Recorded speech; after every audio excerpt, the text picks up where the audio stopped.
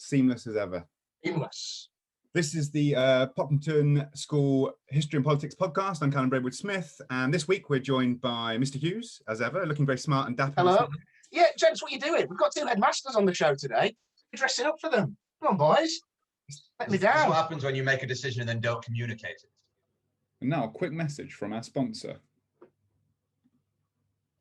Hi there. With spring in the air and a roadmap out of lockdown in front of us, I've started planning my next trip to the battlefields of northern France and Belgium.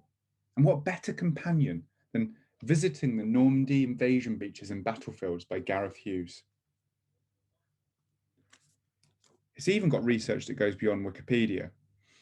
Absolutely fantastic guide to those infamous beaches, Utah, Omaha, Gold, Juno and Sword, that were so vital to the Allied victory from 1944. In all seriousness, it's a fantastic book. It's got some lovely history about the Second World War in there at the start. It's got some itineraries which you might want to kind of use for your own battlefields tour. And it's got a lovely section on what is probably my favourite part of that battlefield, which is Pegasus Bridge. On the far eastern end of the invasion beaches and the battlefields as well. And there you can kind of follow the story of the gliders that came in the night before and secured this vital bridge. Absolutely brilliant book. I know I joke about it, but it is fantastic. Now, back to the show. Resident Irish history expert, how are we doing? Very well, thank you. And we've also got Johnny Webb, and we will get a number of other special guests. Jonathan Webb, absolute Pocklington History Department legend, the man that I was honoured to take over from as head of history at the school, and now has continued his great rise. He's the head of Ripon Grammar School. A little shout out to Ripon Grammar School there. And Mr. Hall, haven't you got a nice photo? Yeah, I was digging through the archives and I found a lovely photo of Mr. Webb to share at this particular time. Really nice. And what I particularly love is that he seems to be wearing the same shirt. Yes. For reference, this photo is 10 years old. Also, we got a worrying photo of a member of obviously, as I was digging through the archives, and I did find a rather worrying. Is that Hotel Harrington? That doesn't look like the Harrington to me. No, I think that's somewhere in New York. New York, yeah. The conversation was obviously dynamic and thrilling. But we do have a rather worrying photo of one of your current employees at your current school, which, if you'll allow me a moment just to find that. Now, hopefully, brief sigh of relief there. We didn't use the photo of you on that plane with that magazine, which we'll say no more about. I did see your face, and you did have a moment where you thought we'd do that, didn't you? Leaving our hundreds and thousands of our audience members wondering exactly what it could have been. Former times. And then, of course, we have this rather lovely number. When we're talking about dynamic teachers, there he is in all his glory. A friend of the department, of course. And this photo is available for Mr. Webb's use at any official school functions or indeed the website. Can I just say, I went on his stag do, I've got worse. We will pay good money Screen share. Just a reminder, Jen. And I went on Gareth's stag do and I've got worse as well. Please send them as well. Please do send them. And then really good ones of Mr. Braidwood's stag do as well. Oh, so yeah, we've got it's a mutually assured destruction for everyone involved. Okay, we'll clear that off the table. No one's sending any pictures to anyone. It's all good. The moment we threaten Mr. Braidwood, suddenly we can't do it. Yes. Right, should we start? Should we start properly? Yeah, as ever. Just a reminder: no effing and jeffing. Still, any luck finding the etymology of jeffing? No, but in your honour, I might just make one up for next time. Thank you. Please do. That is what I've been looking for this whole time. Couple of history facts this week. On this day, and we're filming on the 27th or recording on the 27th of February, in 1951, the 22nd Amendment was ratified. Quick test, Mr. Hall, what's the 22nd Amendment? That's hard. That one that undoes prohibition. No, that's 21st. That is my favourite, though. The 21st Amendment is definitely my favourite amendment. It allows everyone to drink again. Which allows everyone to drink again, indeed. 21st Amendment, it kind of set the 2-term limit for presidents. 20, which was that? 22nd, did you say? Yeah. After FDR obviously completely and utterly destroyed that precedent set by Washington. No, I mean, maybe for a good reason. Also on this day, 1933, it was the Reichstag fire. Oh, which excellent. Of course is seen as kind of the major turning point for the start of the Nazi dictatorship as well, which is very interesting. Mr. Hughes, have you got a special surprise for us? Oh, I've just got a little fact first. 1693, on this day, first women's magazine called The Ladies' Mercury was published in London. And also, 1968, this was the day, famously, that CBS anchor Walter Cronkite editorialized a scathing verdict on the Vietnam campaign. But I've been putting a little bit of work in. I've been working with a lot of top DJs and producers around the world to work on a new theme song for our podcast. I'm going to have to, it's only on my iPad at the minute. I will have to transfer it, but see what you think. It's got sort of a housey vibe. But imagine sun's going down, you're in Ibiza, having a little bit of a cocktail. It's not that song that I wrote about you, Andrew. It's not that one. Here we go, see if you can hear it. I've had a sneak peek. It is similar though, and I think the sound quality is going to be absolutely brilliant. On an iPad on Zoom. Let's go for it.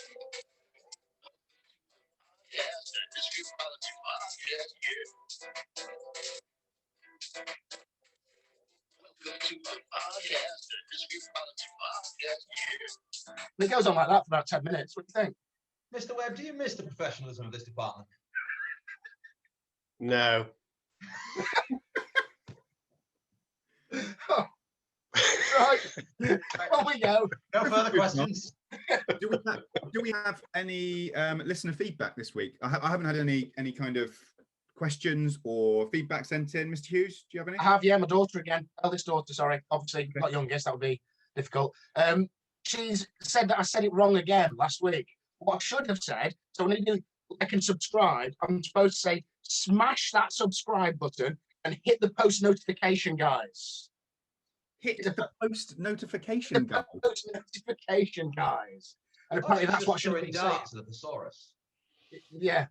So there we go. And like and subscribe as usual. Like and subscribe. Have we got any more feedback? Anything that came in from our listeners? I know we've got now like literally hundreds. No, nothing else. Nothing else. Silence. That's how engaged people were with the podcast, which is good stuff. As ever, we're going to start with our student mastermind challenge. We've got our next 2 matches in our World Cup of British Prime Ministers, and it really is a clash of the titans today. Our usual book recommendation and our song of the week. Remember, YouTube, please don't take the song down. We are not making any money off this as of yet. It was embarrassing last week. Did you see me dancing to no music whatsoever? It was actually quite funny because I think I could have managed to get the song on, but I kind of removed it because I just wanted to see you bobbing around, really. Thanks.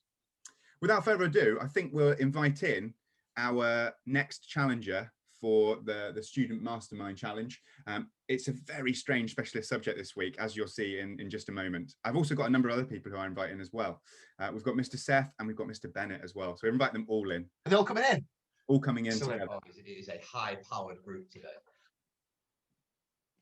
Poor Ollie. Hi there, Ollie. How are you doing? Ollie! Bonjour. I'm good, thank you. How are you? Very good, thank you. Very good. We have got it's a high-powered group here, so there's no pressure to perform, and you obviously picked quite an interesting specialist subject, which we'll come to in a minute. What we're going to do, though, Ollie, is I'm just going to have to play that music. The hit rate's now a lot better, so I'm going to play that famous music just to kind of hype up the tension somewhat. So I'm going to just share my screen. As ever, it is seamless. Smooth again. Smooth.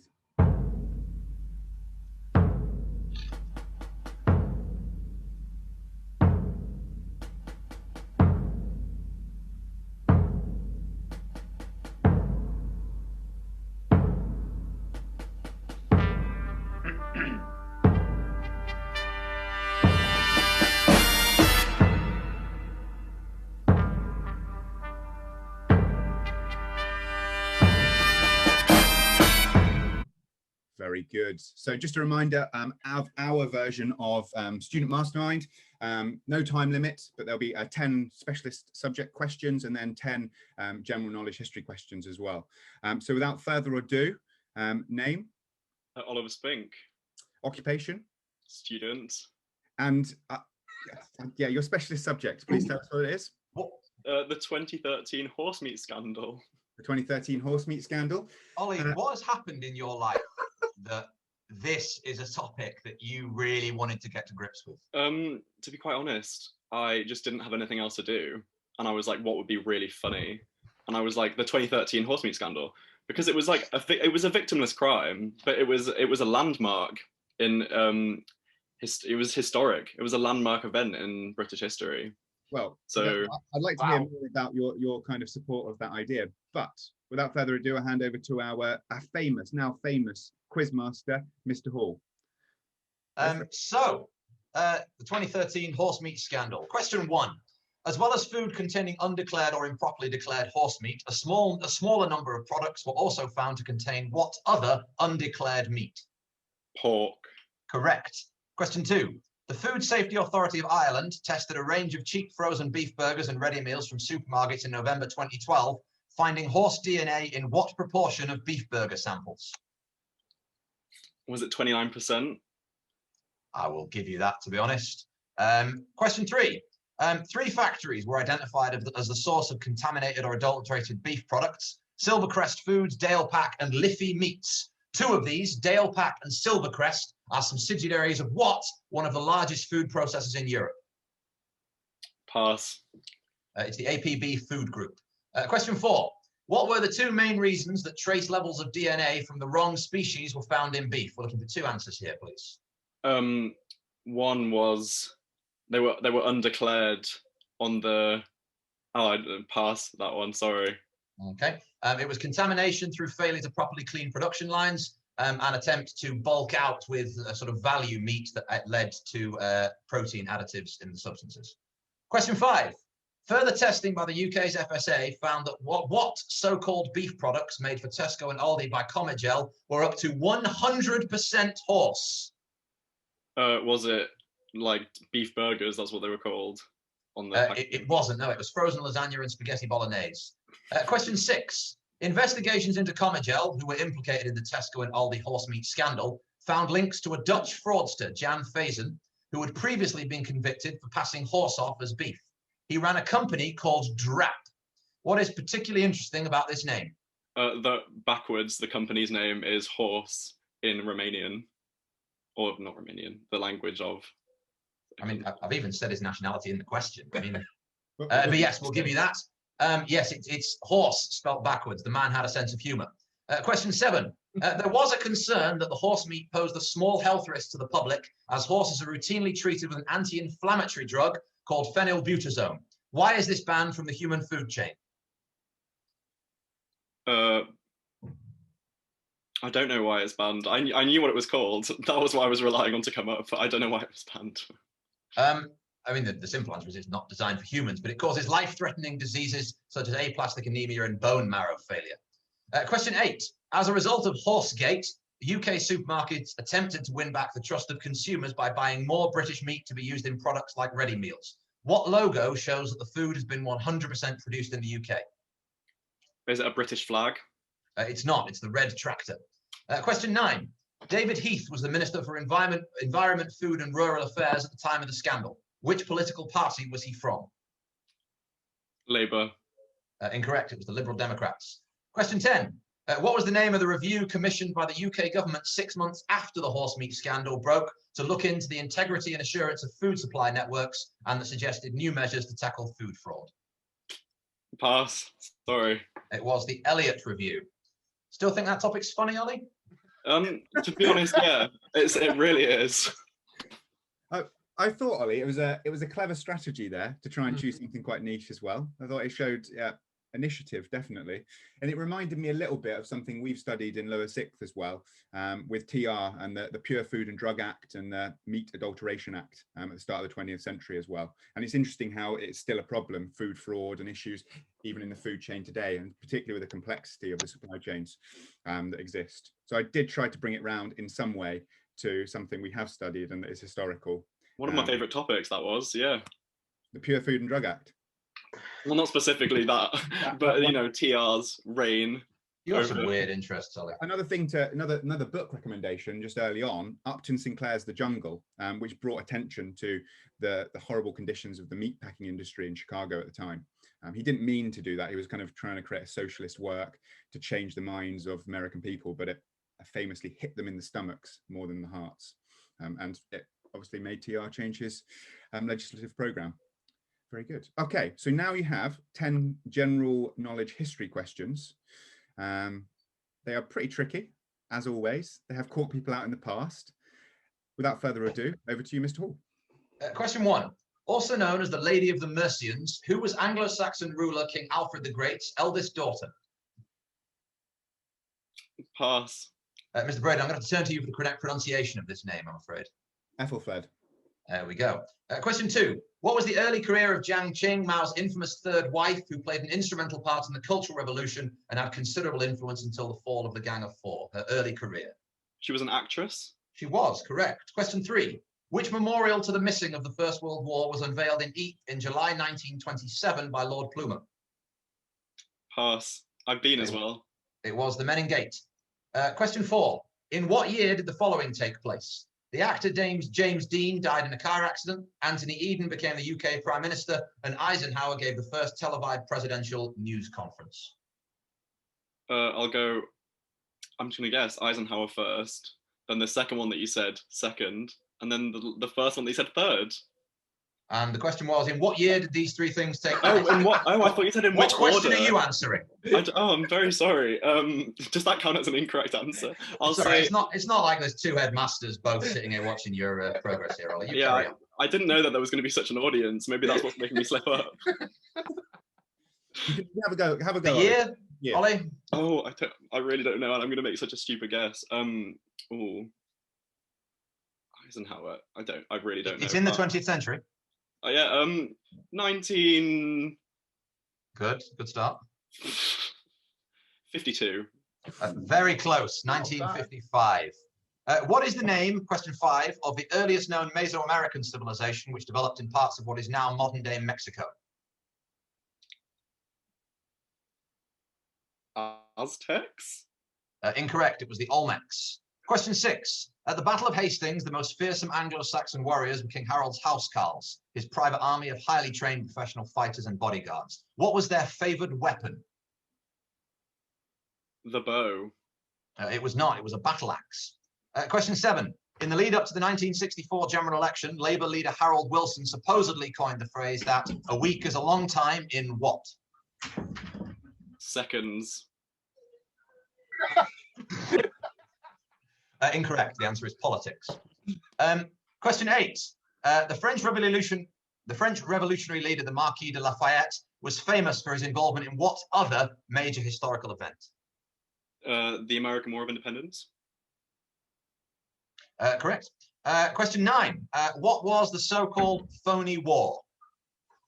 A rough explanation, please. I have no clue. Sorry.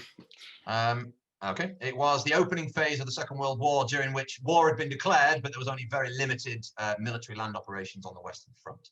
And question 10, which UK political titan died on the 24th of January, 1965?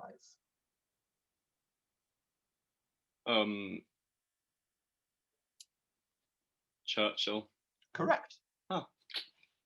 Very good. So, Ollie, after 2 rounds, that gives you a score of 6. Which is respectable actually when we compare with other rounds as well. So yeah, scores have not been high. It's a tough cake. Scores have not been high. Not been high. It's very good. So I think that still makes Henry Kay top of the leaderboard. I thought you might dislodge him, especially with that very niche round that you chose at the start. But hey, we're still waiting for someone to boot him off the top spot. Clutch the crown. Yeah. Exactly. Very good. Well, thank you very much, Ollie. I'm sure we can make many horse-related puns, but we'll hold back until you've left us. But have a good rest of your day. Thank you for joining us on a Saturday as well, and we'll see you again soon. Thank you very much. Thanks very much, Ollie. A good rest of the podcast. Bye-bye. Bye-bye. Very good. Mr. Hughes, I think it's over to you to kick us off for our next 2 matches for our World Cup of Prime Ministers. Yeah, very exciting. I'll just make one more reference. I think it's the day that the polling ends for the last set of quarterfinals. I think it is. And at the moment, we've actually got 2 clear winners. So it needs a bit of a surge to dislodge them, I think, but I won't give anything away. So, second set of quarterfinals, we have, oh, it's a big week. We've said this, haven't we? Said it all along, it's a big week. But joined by 2 headmasters, great company. Again, I'll just say, I'm disappointed. I apologise for my colleagues, Mr. Braid and Mr. Hall, for the lack of elegance in their clothing today. I know, apologies. So the first quarterfinal will be Mr. Toby Seth against Mr. Phil Donaldson. This is a massive clash. I'm looking forward to this one. And just to go back through the rules again, they'll have 6 minutes to just talk, present about their chosen prime minister. Remember again, what's happened is everybody put forward a list of prime ministers that they were happy to make a positive case for. I gave everybody 2 of those, and then everyone had a wild card. So you've got 3 prime ministers. If Mr. Donaldson wins today, whichever prime minister is used today would then leave his stable, and he goes into semi-final and must choose one of his final 2 prime ministers to argue for then. So you will have your 6 minutes. I will time it. Like last week, I'll give you a 2-minute and then a 1-minute warning. I just time it's coming to a conclusion. We may ask some follow-up questions, or I may just ask you about your interest in that prime minister. We'll see how we go. If I may, Welcome, before we Mr. start, Seth. just bid you all a cheery farewell. Gentlemen, it's been a pleasure. See you later, Mr. Hall. Just another reminder, 6 minutes is actually a very, very short amount of time. And I know that one of our contenders was a little bit caught out by that last week. It was indeed. I like to say by minute 5, he'd only made his first point and had mentioned 4 other prime ministers, apart from the one that he was supposed to be talking about. So just a warning. So, okay. Mr. Seth, you will be going first. Would you like to tell us which prime minister you have chosen from your stable to talk about today? Good morning. Before I do, is my 6 minutes starting now? No. Don't worry, no. I just thought I'd check that, because you've now really put the willies up me about that, 6 minute thing, because I like to talk for a long time. Good morning. I'm really pleased to be asked. Thank you, because there's nothing else to do this week. It's a very quiet week in schools. Jonathan, nice to see you. Nice to meet you. I bet you've had a really quiet week as well. Been really relaxed and chilled out, I suspect. Yes, it's been pretty straightforward, to be honest. I'm not under any sort of sense of panic or stress. It's very relaxing to hear everyone's dulcet tones this morning, I have to say. Okay. Well, and I'm not going to reveal my prime minister choice until about minute 2 of my. So happy for you to start my 6 minutes. Wow, good strategy. I like it. Just give me a very clear signal, because I'm obviously very concerned about this 6 minute limit. And you haven't cheated like 2 of our contestants last week and produced a PowerPoint, have you? I wouldn't call it a PowerPoint, but I will need to. I think it's called share my screen. Yeah, you're ready to share your screen whenever. Okay. So I will give you. Are you ready to go? I'm ready to go. Okay. 3, 2, 1. Off we go. So I'm not a historian, and I did petition the history department to widen their focus on British prime ministers. And I said, I think we should be looking at world leaders, really, but I was denied that opportunity. The only history I know anything really about is Hispanic history. So Castro, Pinochet, Franco. I also, have a vague knowledge of some more pleasant leaders, but not much. I was denied that opportunity, a bit disappointed about that, really. I am a historian of football and association football, not the other type. And I tried to find some quotes that I thought would be relevant. I tried to find a Leeds United quote that would be relevant, but they were all a bit vulgar, if I'm honest with you. So I thought that was just wrong, or they were against United, which I would agree with. And I did find a quote from Jose Mourinho. I translated it from the original Portuguese, so I'm sorry if I lose a little bit of nuance here. But it says this, it says, it's not important how we play. If you have a Ferrari and I have a small car, to beat you in a race, I have to break your wheel or put sugar in your petrol tank. And this morning, that's relevant because I sort of feel like I'm up against a Ferrari and I'm in some sort of 1960s Lada. Mr. Donaldson, who I'm up against, is a teacher of politics. He's an incredibly knowledgeable man and defeats me on all of these fronts. So I'm slightly nervous. So I'm not going to try and beat him at his own game. I'm going to play my own game and base my 5 minutes now, I think probably 4.5, on a sort of tenuous sense of history and more on some comedy, if I can possibly introduce it. And I thought this is my PowerPoint. It's very exciting. This, I think, before we decide which prime minister I'm going to talk about, we need to think about how we're judging our prime ministers. And I think it's all about categories, really. So I can't even scroll down. This is going down. There we go. I did a bit of research and I found these top trumps cards about world leaders. And I liked these cards because I thought some of the measurements were very apt. I didn't think the death toll one was particularly appropriate, but number of children I thought was a good one. How many children does someone have is a good measurement of their quality of prime minister. And so inevitably my choice is Boris. And then I thought there were some actual real categories that we could look at for Boris. And these are my categories that I'm going to do in record time. I think I've got about 3.5 minutes now. So here we go with my first point. Oratory was my first one. I think to be a prime minister, you have to have good speaking skills. And Boris once said, my chances of being PM are about as good as finding Elvis on Mars or being reincarnated as an olive. I think that just demonstrates the quality of the man's speech. He also said, I have as much chance of being prime minister as being decapitated by a frisbee or of finding Elvis. There's some sort of strange Elvis obsession there. Statecraft was my second category. And Brexit was one of the least favourite things to happen in my lifetime, from my point of view. But to him to have achieved it and to have negotiated between Arlene Foster on one side and Ursula von der Leyen on the other, I think is a reflection of the man's statecraft. He's somehow managed to do it. Political skill was my third category. Despite Brexit, despite financial disaster, despite utter mismanagement of the COVID crisis, he's still in command, and he's actually grown his lead over his opposition, over Mr. Starmer. He's 5 points ahead on most polls, and it's increasing day by day now. So how he's done that, I don't know. He's managed to do it. Policy ideas, what he's very good at is nicking other people's ideas, and I'm not ashamed of that. I'd be interested to speak to Jonathan about his management of COVID at his school, because I'll steal some of his ideas for Pocklington. I'm not ashamed of doing that. He was Boris. He stole the Boris bikes from Ken and Rishi Sunak. All those ideas, really, they're Boris is presenting his own, but they're all Rishi's ideas. Leadership, well, he broke the red wall, didn't he? And he won places. I've never heard of some of these places. Blythe Valley, Blackburn, Burnley. I've never been to any of them either, but he's won them all, so he's done pretty well there. Response in a crisis, again, he's basically put in charge of the vaccine program. Some people seem to know what they're doing, so he seems to have, achieved something, and it snatched victory from the jaws of defeat. And popularity, well, he won with one of the biggest landslides ever. So you can't fault the man, I think, in terms of his political success. Do I like him? Did I vote for him? No. But in terms of successful prime ministers, I think he's done so far a pretty good job. That's my bit. 1 minute to spare. There we go. Mission. All right, very good. That is an interesting start. Very interesting. I thought you were going to talk more about his children. I don't know much about his children. I don't know much about him, actually. I don't think he knows much about some of his children, if I'm being honest.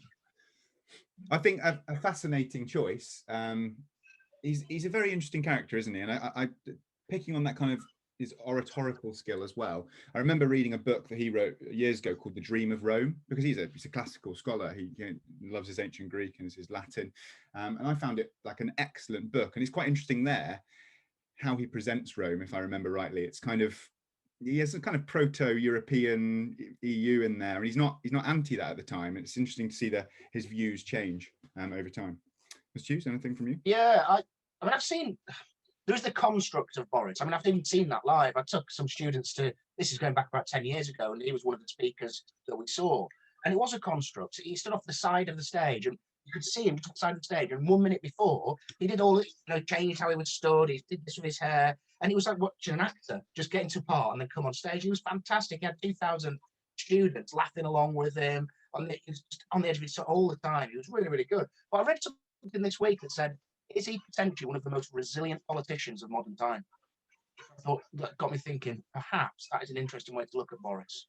And I do wonder now if he is almost guaranteeing a re-election victory for himself. If you look at polling, if you look at the rating of him and the government as a whole, it's pretty astonishing how far ahead he is. Definitely. I think he's helped in a way by Keir Starmer, isn't he, at the moment? Mm-hmm. Not really putting up much active opposition to Boris. And I realised it's also quite hard for an opposition party at the moment as well, which you have to have a real careful balance between supporting a government during a crisis, trying to get us out of it, and also trying to find areas of weakness and trying to exploit where there's kind of scandal.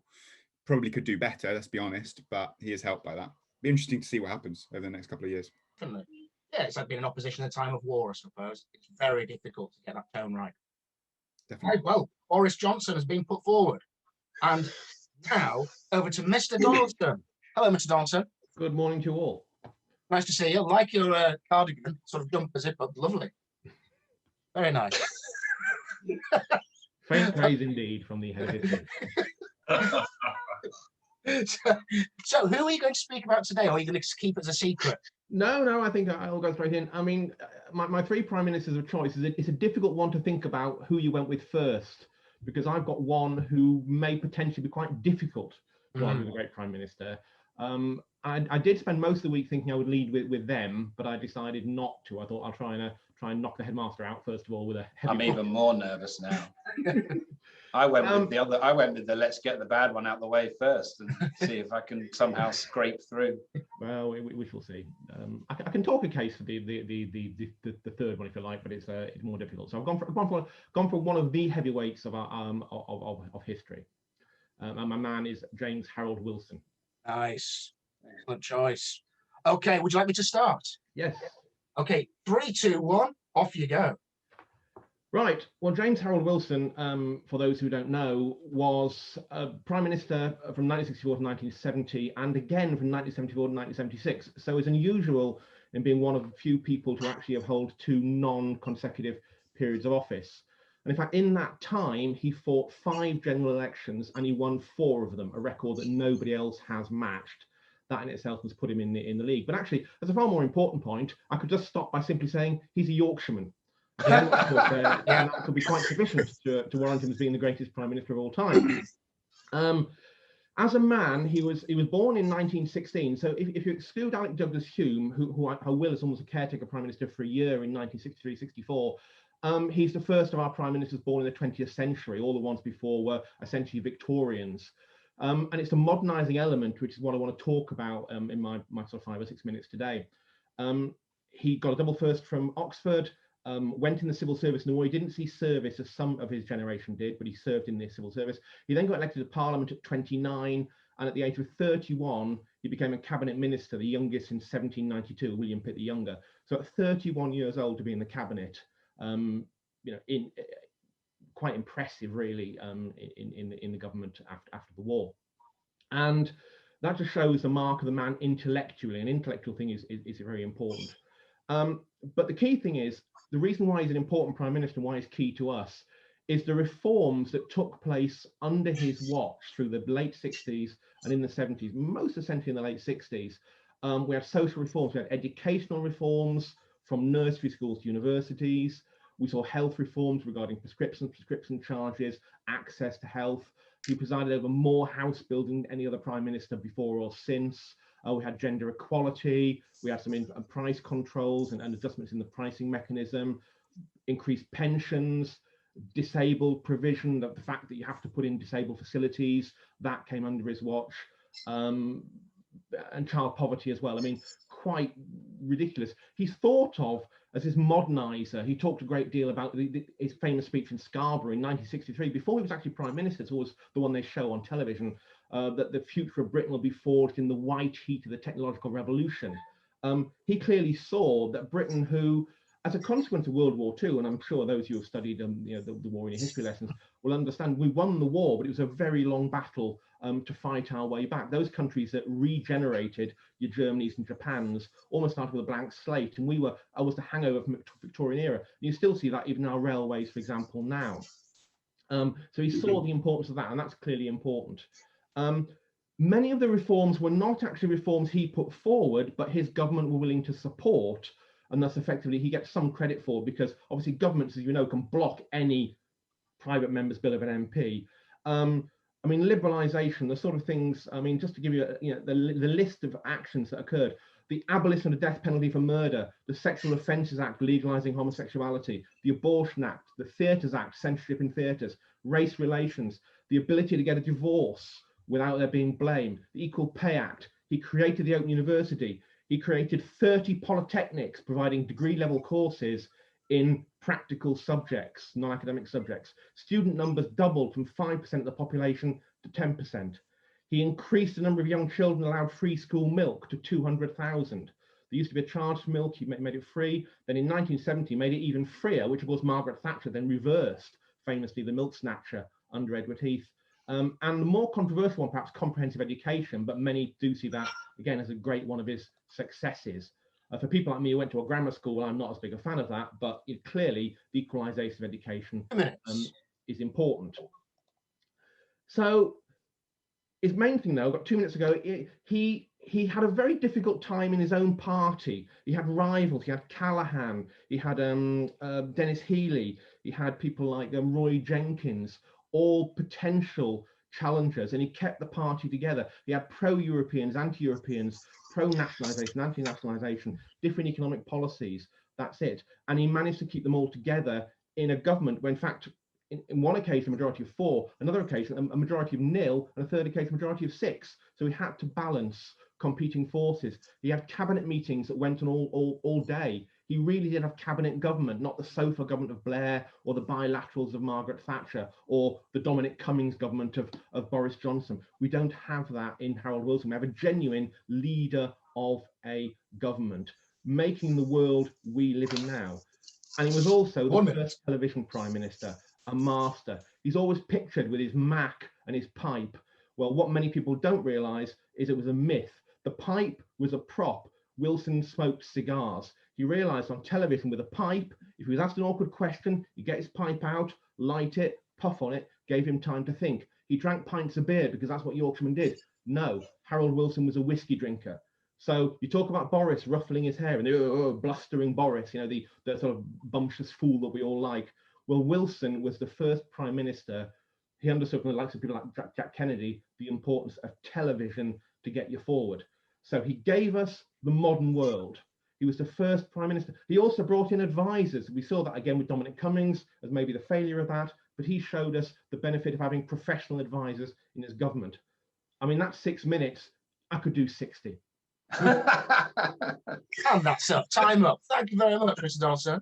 Mr. Donaldson. I find Harold Wilson absolutely fascinating. I think that for me, you hit the nail on the head there, keeping the party together. He said himself when he left office, that was his biggest achievement. That was the thing he was most proud of. Because if you look what happens to the Labour Party afterwards, and even to the modern day, you can see how difficult it is to keep the party together with these warring factions. So do you think, obviously, under Wilson, we get this idea, popularisation of the kitchen cabinet, taken from America. Do you think that was overplayed then, Mr. Donaldson? No, it wasn't. I mean, to go to your first point, it's interesting. I mean, one of the reasons why he survived so long was because of these rivals. I mentioned Jim Callaghan, Tony Benn in there as well, Dennis Healey, I've mentioned him before, Dennis Healey, and Roy Jenkins. Well, the great thing was they were all quite happy for Wilson to be in charge because they feared that if they deposed him, their enemy would get in, that one of the others would win. So in some ways, they were also terrified of each other and the other wing taking charge. They were happy for Harold to stay there. The kitchen cabinet, obviously, he put Marcia Williams, Lady Falkender, she became. His secretary was maybe seen as being overly important. Joe Haynes, his press secretary. Bernard Donahue, his political advisor. It was, but then it's probably no greatly different to the way that people like Macmillan would have done it with their chums around the table. I mean, in some ways, he almost professionalized it, at least by bringing in experts into his kitchen cabinet. But he certainly was, you're right to say, the first one to do that. Yeah, I think he's absolutely fascinating, is Harold Wilson. I mean, you obviously mentioned it already, Phil, but him as this first sort of TV master of spin, you can't overplay that. It's the first Cool Britannia, isn't it? He's pictured with the cast of Coronation Street, the 1966 World Cup winning team. He makes the post office tower in London. It's nothing to do with his government, but he makes sure that he's there on the opening and it's headline news. He's away and skillfully how he handles the referendum over Central European withdrawal. That's a masterclass in handling a referendum that you don't want to be openly associated with. And it's the DEA that he sets up.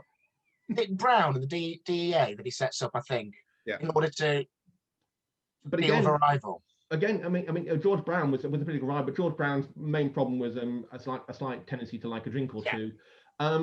He created this wonderful department, the DEA, put George Brown in charge of it, and then gave him no equipment and no staff. Yes, yeah. Basically, it was basically a blue sky thinking sort of counterpoint, a bit like, again, your Dominic Cummings idea of have someone in there to give bigger thought, to not deal with the day-to-day problems of government. And he gave that to George Brown, and they gave him part of the Treasury with lines on the ground, tape on the ground, but gave him no staff. And it was really an attempt to, to put him to one side, effectively. Yeah.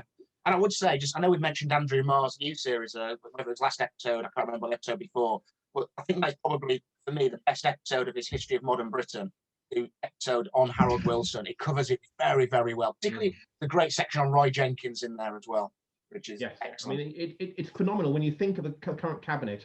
Once you get beyond Boris, you can't think of an obvious successor. I mean, you look at Richie and Dominic Raab and Matt Hancock. Well, would any of those, we have Theresa May as well. We're not talking about a generation of fabulous prime ministers. One of the reasons why Boris was able to become successful, because as a colourful man in a land of grey, it's not a great surprise that he appeals. But you go back and look at the roll call actually on both sides and both major parties, and even the Liberal Party. Jeremy Thorpe, who you may have come across on television in a drama from a couple of years ago. I mean, he was considered about bringing him into the government in 1974 in a coalition. I mean, he was admired by both Heath and Wilson. We had a generation of people who, born in the early part of the 20th century, many saw service in World War II, also national service. They saw the importance of service. We had this sort of almost one nation idea. It wasn't a Corbyn versus May, you're right, I'm wrong approach. It was genuinely believed that we may disagree on how to do things, but they all agreed on expanding education. I mean, the fact he was able to get these reforms through is because they were the right thing to do. It wasn't a case of saying, well, I'm not agreeing with it because you're on the other side. Yeah. There we go. We better hold there, otherwise you're going to have a Phil Donaldson hour. I could go on. Which we'd love, but we better pause. There's so much I want to say about Wilson as well. There's just so much more to talk about, but yeah, we'll save it for another time. Yeah, absolutely. You're not semi-finals though, because I can't use him again. He's gone. Have to have a special. We're gonna have to have a special episode. We'll bring you on the Harold Wilson Happy Hour with Phil Donaldson. I told you he was a Ferrari. I feel bad now. Quick, let's say something about Boris. I feel like I'm about 57 miles behind. Get the sugar out. Right, before we move on to the next quarterfinal, I've got a Die Hard 3 challenge for you. Now, Jonathan and Paul, you've probably got enough on your plate over the next 12 minutes, so don't worry. But maybe Callum, Toby, Phil, if you've seen Die Hard 3, I watched it again last night. I don't know why. I watched it last night. There's a scene in it where there's a case in a car and it's got a bomb in there. And he turns up and there's 2 jugs of water. The challenge is one of the jugs is 5 litres. One of the jugs is 3 litres. But he's got to be able to have a jug with exactly 4 litres in it, put on the bomb to stop it going off. So how do you get, if you've got a jug of 5 litres and a jug of 3 litres, as much water as you want, but you've got to end up with 4 litres exactly. How do you do it? Have a think over the next 10 minutes. I knew you'd get it straight away. I mean, what was the point? that was entirely predictable that he would get there. I mean, I'm sure I could get there, but it would probably take me 10 minutes. Mr. Bennett would get there relatively quickly. And Donaldson's already there. Well, we'll pretend to build suspension. Okay. He's got a jug of water. Right. I believe, let me just check who we're over to. Who's on first on this one? It is Mr. Bennett, our bursar. Hello. Please tell me you've got red chinos on. No, I haven't. I've none on, actually. It's very warm in the office today. I took off my cardigan as well. I was trying to look like a historian, which plainly I'm not.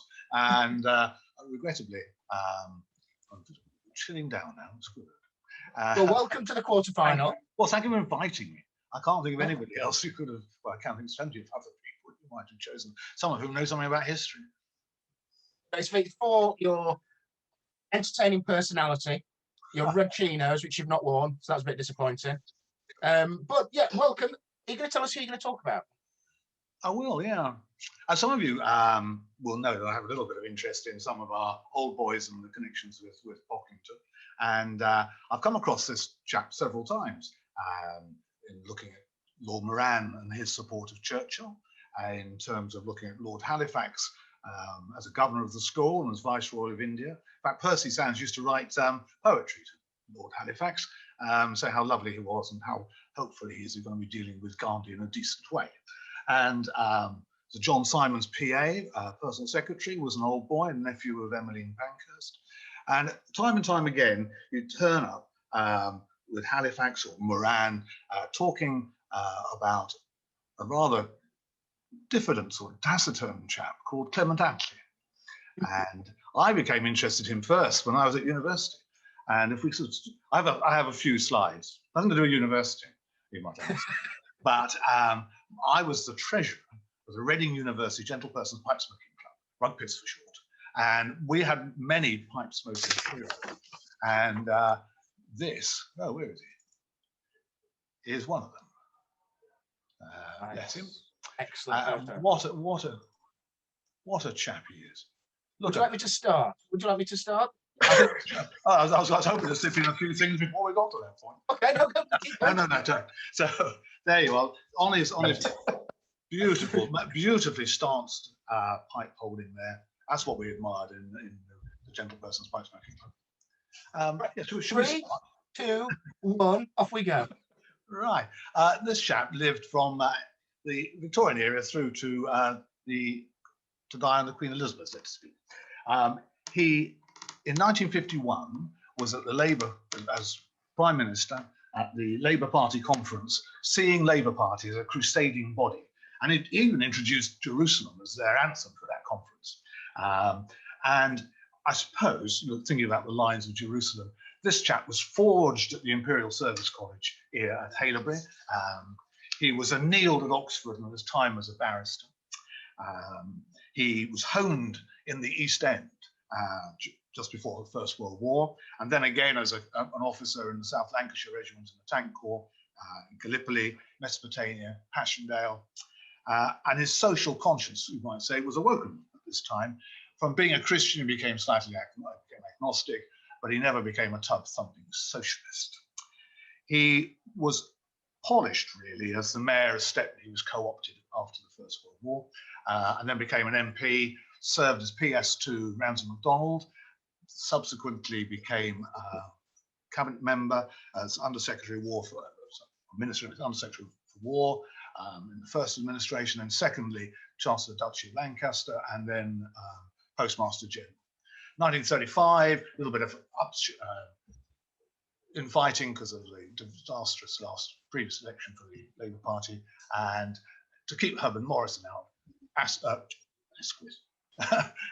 good old Attlee gets the job, and he spends some time in opposition, bumping up against Halifax, Chamberlain, others, and stabs good old Chamberlain in the back, and says, "No, I'm not going to join the cabinet with you," and that meant that Churchill had to come to power in 1940. So he then gets, if you like, sharpened in opposition, and then in coalition, and he becomes the man who runs the country. Whilst Churchill is running the war, he's running the country, and he gets around the country. He sees everybody, and he surprises Churchill in 1945 and himself, I must say, by becoming Prime Minister. And so much so as Churchill's in Potsdam, announces election result is announced, and he comes flying back to England, finds out he's lost, and Attlee has to go the other way and meet Stalin and Truman out there. And that's quite a change. He was a taciturn sort of chap. This is him meeting the king, who was a taciturn sort of chap. And after a little silence on meeting him, he said, "I've been elected." And the king paused a little bit. "Yeah, so I hear. I heard it on the news." And that's the sort of people they were. And he became, through this element, good old Attlee is a decent chap. He's got a sense of duty. He's a patriot. He's a socialist, but not a tub-thumping one. He's taciturn. He's direct. Talking to junior ministers, "You're sacked. Why? You're not good enough." I mean, no shally-shallying around. He just got rid of them. Businesslike in his dealings, and he ran cabinet with a firm hand. And that firm hand was very good, because his legalistic summing up of the debate was perfect. During his time, he did some major legislation was covered. Many of it formed really at the end of the war and then taken forward. So the nationalisation, the health service, the welfare state, country planning. So if you like, everything you're going to do around yourself. And this despite the economic position at the time when we end up, come out of the war, Lend-Lease finishes, and we've got some serious issues. Thank you. And really, the best way to describe him, I think, is to say that he was a bridge between many, many different things, between empire and commonwealth, between poverty and deprivation and the welfare state, between the Edwardian era and the modern Elizabethans, between detente really and deterrence, because he brought in again the nuclear weapons were given away to the Americans. Between the diaspora and a homeland for the Jews, he had an important part there. And really the reconstruction, the destruction of Europe and the reconstruction of Europe and the world and England. Churchill described him, despite all those things I said about him, at one side is modest and he's got a lot to be modest about. Actually, this is him in reflection, this is Attlee himself, who was modest, but somehow or other came up with this. And I would slightly out of character, but that really, he was the smart man running these people. And he became the longest serving Labour leader, starting in 1935, whenever it was, he finished in 1955. And at both occasions, it was to keep the other big beasts out, particularly Herbert Morrison. But this man converted England into the United Kingdom from being an empire and to a commonwealth and self-sufficiency in a very, very difficult time. I propose that he is the greatest of today's Prime Minister of the 20th century, certainly, and potentially of all time. Are you joining us? Thank you very much. Paul. I couldn't speak for an hour. Not about him, anyway. I read something really interesting about Attlee a week or two ago. It's sort of stuck with me. The idea is that he's also this change from Liberal Party or early Labour Party, who would focus on the idea of that deserving poor, something that we mentioned in a couple of podcasts ago. Traditional Liberals talking about the deserving poor and sort of government paternalism. Well, this article put Attlee forward as somebody who moved away from that, and some of the legislation is about uniting citizens. Whether it's National Insurance Act, whether it's the NHS, it's not about focusing on the deserving poor, it's about focusing on everyone and giving everybody at least a basic good standard of, well, education. And I thought it was an interesting way of looking at him. So moving away from, that's when the idea of deserving poor goes out of British politics. Well, interesting point. And he comes top, doesn't he, in a lot of these polls? Yeah. And consistently, he's one of the top prime ministers. I think he manages to most of his legislation in the manifesto passed during his time as prime minister, which is no mean feat. Like you said, there was a lot of money floating around at the time. Make sure the deals around Marshall Plan comes in. A bridge, I think, is a really nice idea between Lend-Lease and you get the Marshall Plan afterwards. And yeah, really fascinating chap. Used cabinet government, but also, like you said, was very firm in his ideas. I think it was brilliant in committee. The sort of thing, you'd end up with papers coming in and out of the cabinet office, and he would start each sort of session by saying to the author or to the sponsor something along the lines of, "Well, you've got nothing to add to this, have you?" And what a brilliant way of stopping debate and the meetings going on for hours. Oh, I like that. Yeah. Only just style. Sorry? Is that your style? It will be now. It is his style. Yeah. I can confirm that. I'm fascinated to find out a little bit more about all of these prime ministers, their First World War experiences, and how it seems like they're quite formative actually as well. Because did he end up a major? I think, didn't he, in the First World War? He was known as major actually for a long time. Yeah. Really only stopped after when he became prime minister, I think. He was at Suvla Bay. He was the last but one man off Suvla Bay. Was evacuated in Mesopotamia after that. Wounded there, convalesced in the UK. Became a tankie, Passchendaele. I rather lost track after that. I'm not quite sure what he did, but I think he went back for training jobs probably. I wonder how much of his leadership skill and experience was forged in the First World War? Because I've seen a few articles that suggest that it was very formative for a lot of these individuals. You think about Truman as well in America. He was an artilleryman, and how formative that was when he's kind of going to press the button to kind of let the atomic bomb go. Not literally, obviously, but just really interesting. And when I can get back out to the battlefields again, I want to do a little bit of a trail following the prime ministers or later presidents to see how the experience forged them, really. And of course, you can go to see Moran at Delville Wood, which is awesome. Yeah, Of course. Right. So here is the final contestant today, Mr. Jonathan Webb. Hello, sir. Hello. Good afternoon, everybody. I think we've just gone to afternoon now. So thank you very much, Gareth, for inviting me this morning and put me under the spot, I have to say. That should be very interesting. Did you want to? I'm not going to say who my. Oh, another one of these. Is this was for the monthly approach? It'll. I'll bring him in fairly soon. Okay. So do you want me to start? Do you need to share a screen or anything like that? I haven't prepared a PowerPoint. I thought that was part of the rule. I realised other people have broken those rules. This is a debate which involves delivery, oratory, gesticulation, not hiding behind a PowerPoint. Sure. Yeah. Okay. I'll go. 2, 1, go. So who is Britain's greatest Prime Minister? When I came to feast on the rich pickings of historical primus inter pares, I rapidly noticed that the carcass had been devoured by the other great debaters. Where was Churchill? Where was Attlee? Where was John Major? Where was Lloyd George? From the 20th century, you'd left me Andrew Bonar Law and Alex Douglas Hume.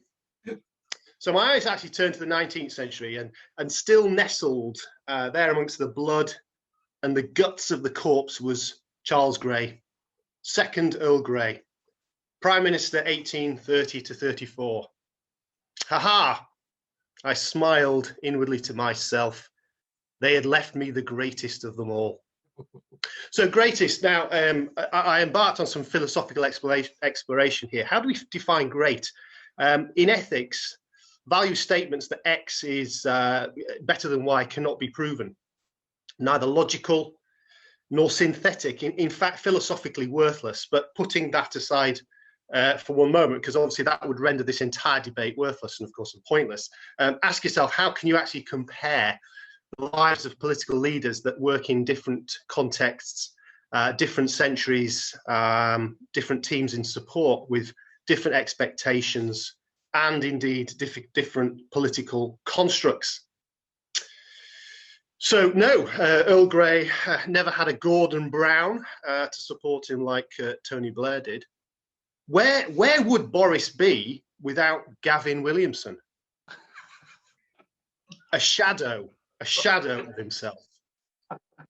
How could Grey ever dismantle society in the way that Thatcher did in the 1980s if society didn't exist in the same form in the first place? I'm sure the oratory of Grey could easily have conjured up the words, "We shall fight them on the beaches. We will fight them on the landing stages," had he been threatened by that Nazi menace. But of course he wasn't. So we need to find some common ground to compare our prime ministers with, but even comparisons can be arbitrary and as ridiculous as we like. Grey was bald. Hardly fair to compare him on the basis of follicle health with the rather farcical fop wielded by Boris Johnson. Longevity can hardly be considered also on that basis.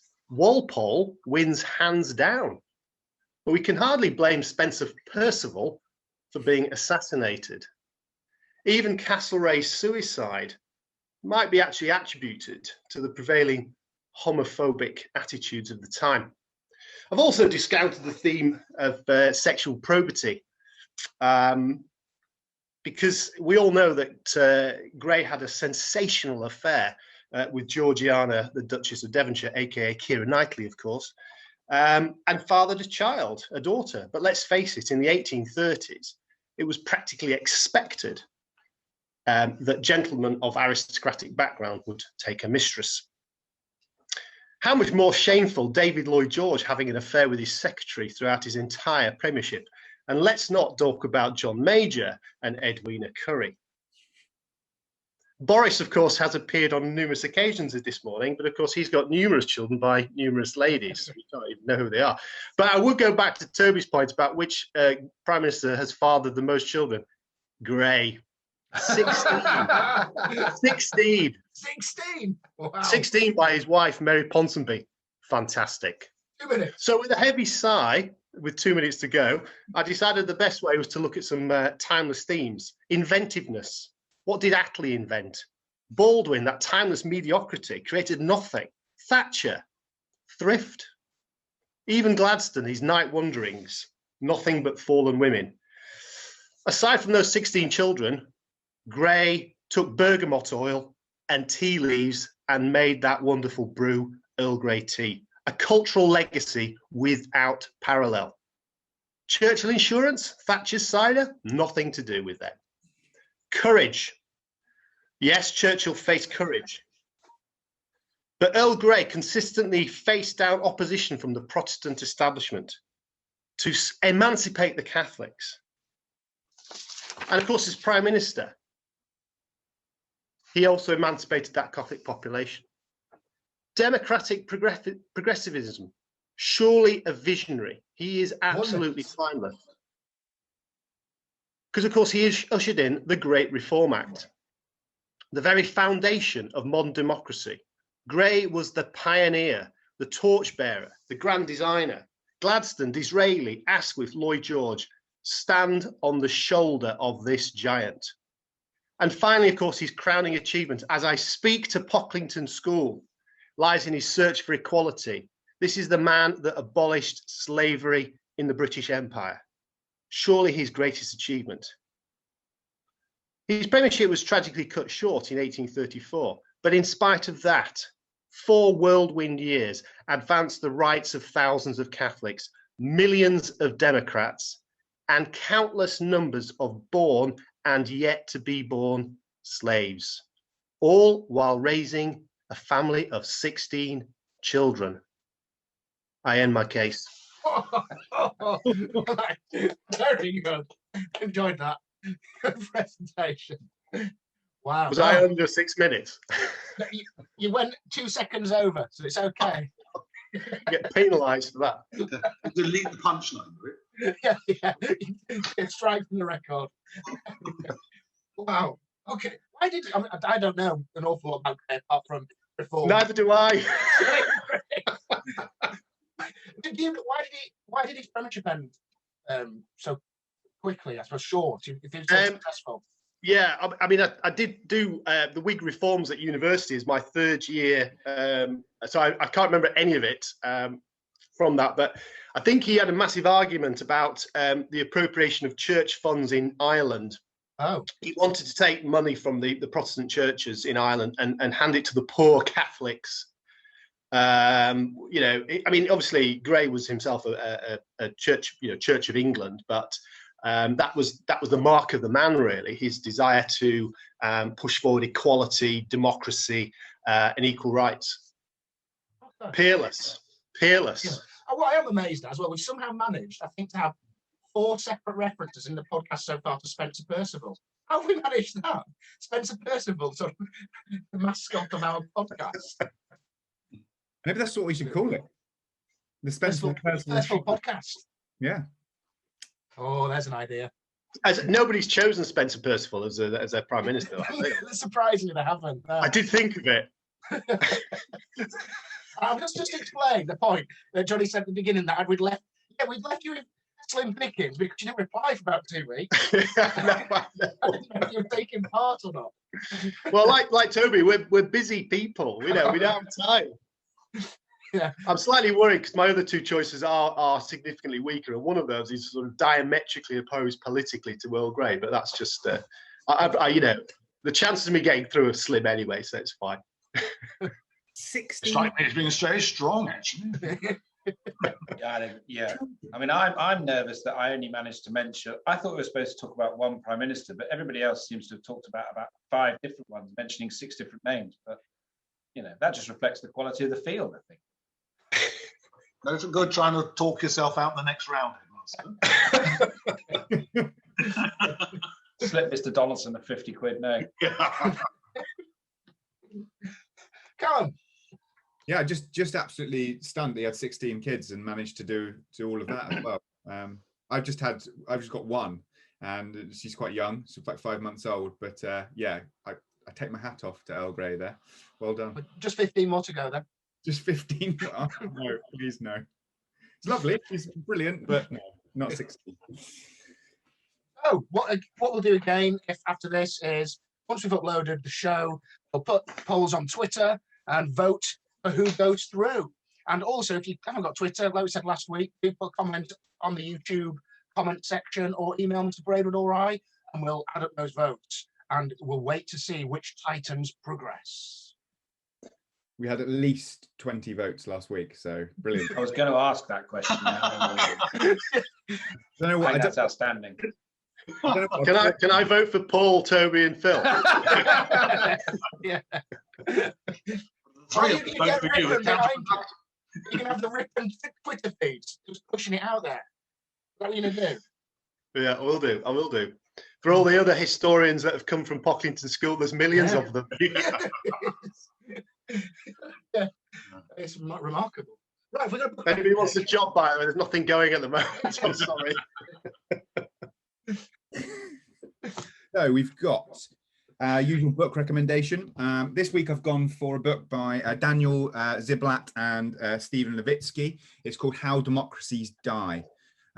It's really interesting. I think it's been fated as kind of the book to read in the Trump era, or was the book to read in the Trump era. And it kind of says that democracies don't go out in a bang, they kind of die with a whimper. And it actually looks at democracies, particularly in actually Central and Southern America, and how they have crumbled, and the flaws with that as well. And this kind of constant undermining of democratic principles, ideas, and structures. I would massively recommend it. It's not a long read, but a very good book nonetheless.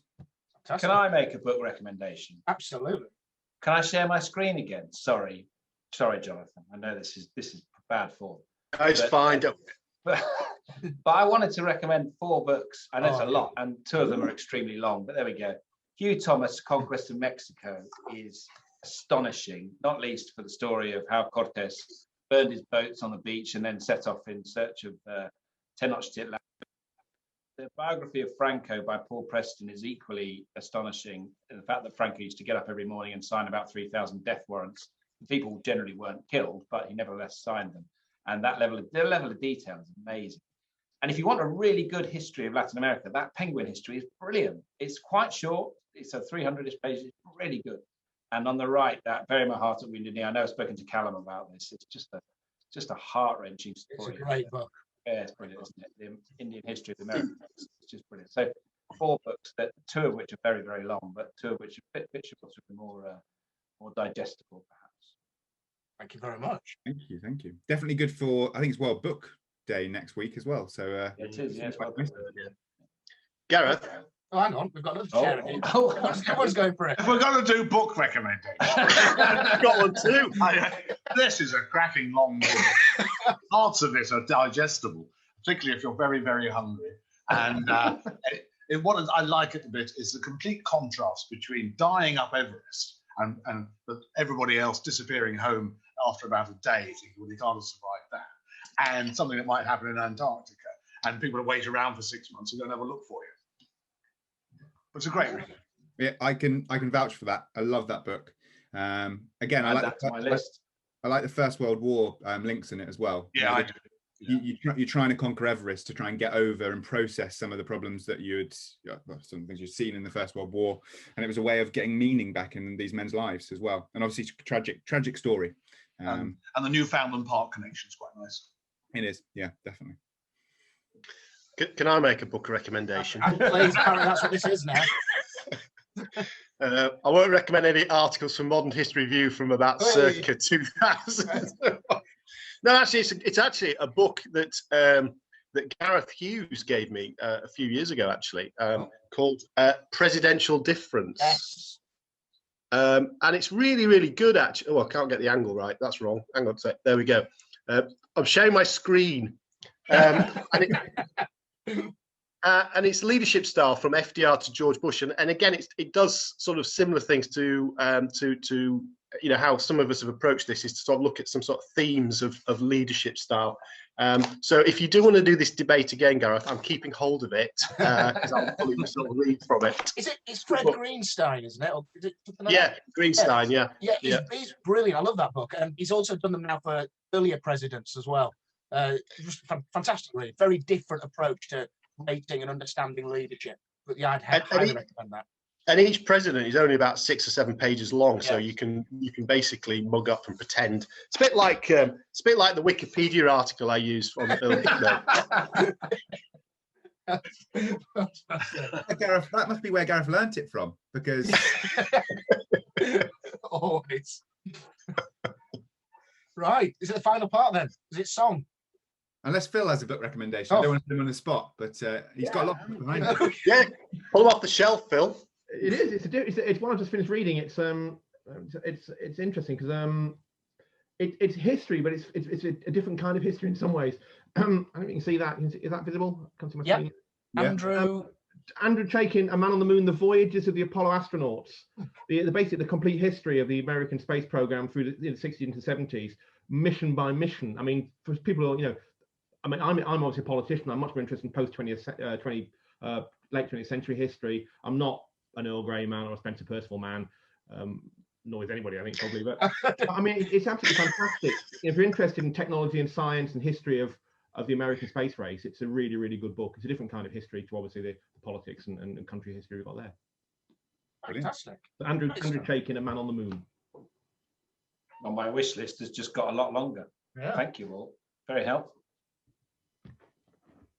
Okay. Song.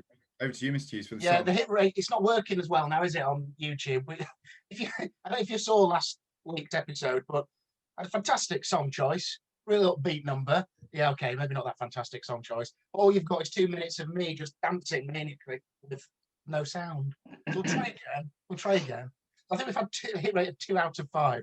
So, same theme as last week. I've gone for a number 1 on the day that somebody was elected Prime Minister. This week, we're going to go for the song that was number 1 when Ted Heath was elected. So June 1970, what was number 1? I will just share screen now. Remember to share computer sound. And it is Mungo Jerry, In the Summertime. Oh. I'm not sure about the lyrics now. If you listen to the first 30-second lyrics, I'm not sure you necessarily get away with these. Here we go, Mungo Jerry, In the Summertime.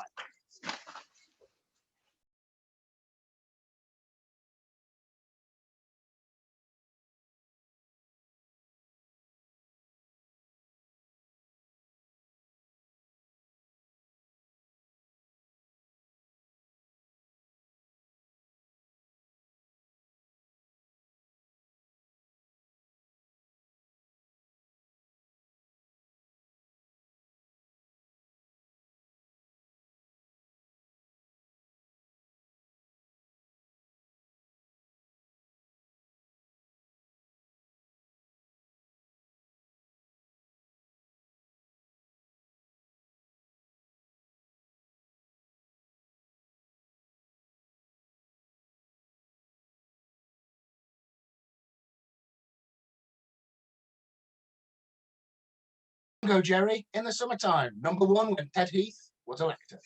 Wrong in so many ways. Yes, absolutely. Yeah. Interesting. Magnificent haircuts. Yeah, very envious. I might shave my beard off and leave the bits on the side just for. Oh, please do. Do you remember those impersonators who used to do Edward Heath laughing? In a sort of you play The Summertime again when you sat down and tried to do the music. You end up going. Okay. Get some dance tips here as well. I like it. Very good. Dance tips from Bursar. Excellent. Thank you everyone for joining us today, and I hope you've enjoyed it, and I hope everyone enjoys listening to it as well.